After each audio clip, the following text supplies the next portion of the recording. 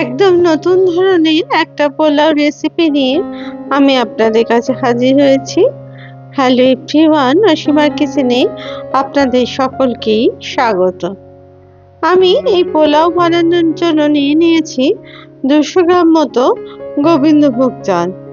চালটাকে প্রথমে আমি একবার জল দিয়ে খুব ভালো করে ধুয়ে জলটাকে একটা ছাঁকনির সাহায্যে ভালো করে ছেঁকে নিলাম, যাতে চালের সমস্ত জলটাই খুব ভালো করে ঝরে যায়। এরপর এটাকে আমি রেখে দিলাম মিনিট 10 জন্য। আর 10 মিনিট পরে আমি অন্য বাটিতে এটা রেখে দিলাম। এরপরে আমি এখানে নিয়ে নিয়েছি একটা ড্রাগন ফ্রুট। এই ফলটা দিয়ে কিন্তু আমি আজকে আমার পোলাওটা বানাবো। ফলটাকে ছাড়িয়ে নিয়ে খোসাটা ঠিক এই রকম দেখতে হলো, সেই অংশটাকে আমি একটা গ্রেটারের সাহায্যে ভালো করে চালের মধ্যেই আমি সমস্ত ফলটাকে গ্রেট করে নিলাম। এই ড্রাগন ফ্রুট স্বাস্থ্যের জন্য খুবই উপকারী এবং একটা খুব পুষ্টিকর কিন্তু ফল এটা। তাই আজকে আমি এই ফল দিয়ে করব। আর এই ফল দিয়ে করলে পোলাওটার স্বাদ কিন্তু খুব ভালো হয় আর রংটাও খুব সুন্দর হয়, যেটা ছোট বাচ্চারা কিন্তু খেতে খুবই পছন্দ করবে। এরপর আমি এখানে দিয়ে দিলাম 1.5 চামচ মতো নুন। আমি ছোট চামচের নুন ব্যবহার করেছি। তারপরে সমস্ত ড্রাগন ফ্রুটটাকে চালের মধ্যে খুব ভালো করে মিশিয়ে নিলাম।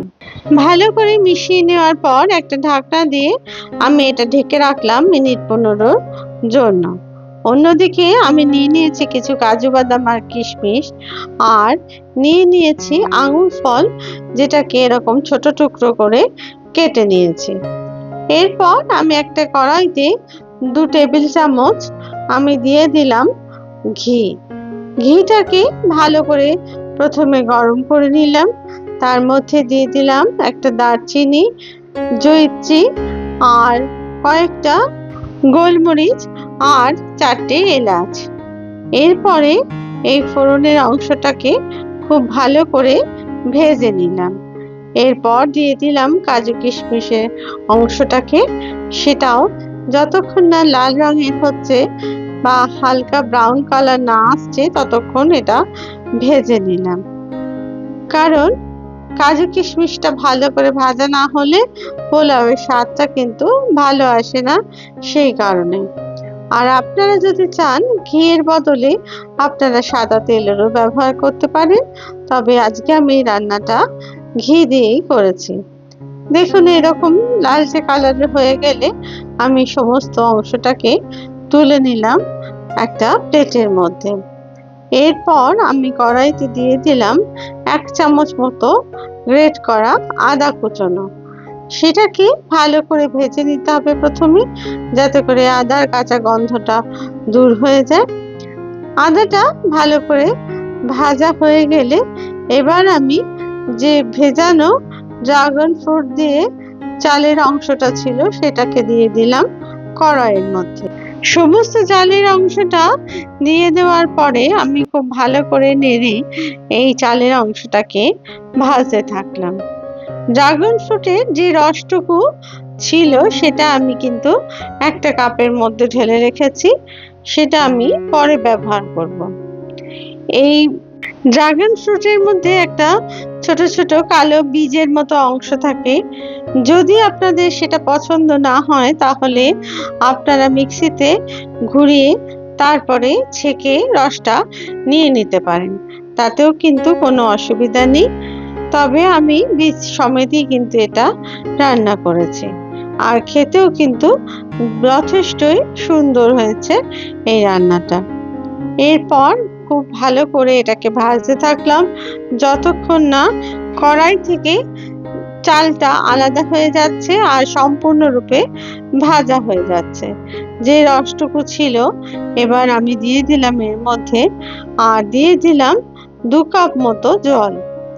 আমি যেহেতু 200 গ্রাম চাল ব্যবহার করেছি 1 কাপ মতো, তাই আমি এখানে ঠিক ডবল জল মানে 2 কাপ জল আমি কিন্তু ব্যবহার করলাম। এরপর সমস্ত কাজু বাদাম আর কিশমিশ দিয়ে দিলাম, আর দিয়ে দিলাম 2 চামচ মতো চিনির গুঁড়ো। সমস্ত অংশটাকে ভালো করে মিশিয়ে নিয়ে আমি একটা ঢাকনা দিয়ে দিলাম মিনিট 10 জন্য। মাঝে একবার ঢাকনা খুলে আমি কয়েকটা লবঙ্গ দিয়ে দিলাম, কারণ ফোড়নের সময় আমি লবঙ্গটা দিতে ভুলে গেছিলাম। আর কড়াইয়ে ঢাকনাটায় যে ফুটোটা ছিল সেটা আটকে দিলাম একটা লবঙ্গ দিয়ে। আর গ্যাসের আঁচটা কিন্তু এখন একদম লো করে দিলাম।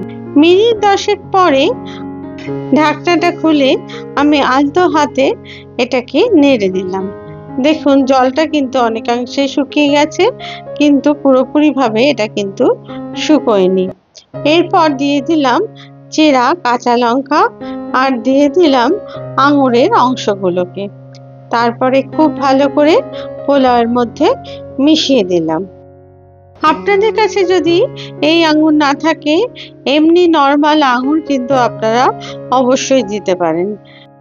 এরপর আমি দিয়ে দিলাম ছোট চামচের 1 চামচ মতো গরম মশলার গুঁড়ো, 1/2 চামচ মতো গোলমরিচ গুঁড়ো আর দিয়ে দিলাম 1/2 চামচ মতো ঘি।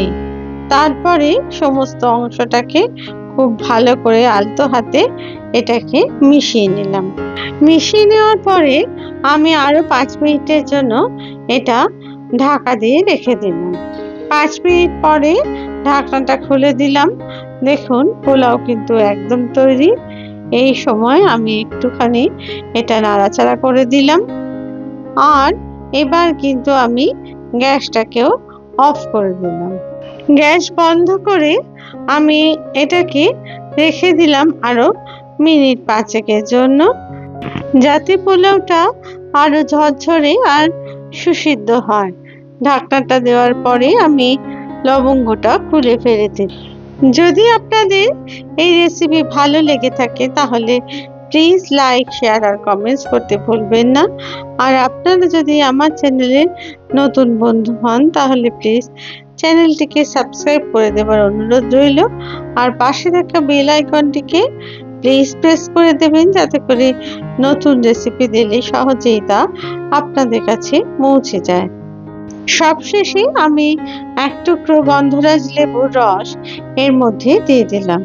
এতে করে এই পোলাওয়ের মধ্যে একটা সুন্দর গন্ধ লাগে, যেটা কিন্তু খেতে খুবই ভালো লাগে মুখে দেওয়ার সময়। আর 5 মিনিট বাদে আমি এই ঝরঝরে পোলাও পরিবেশন করলাম একটা বাটির মধ্যে। দেখুন কত সুন্দর আর সুস্বাদু এই পোলাও তৈরি হয়েছে। এই পোলাও খেতে কিন্তু খুবই সুস্বাদু আর স্বাস্থ্যকর বটে। আবার নতুন রেসিপি নিয়ে আপনাদের কাছে হাজির হব। সবাই খুব ভালো থাকবেন। ধন্যবাদ।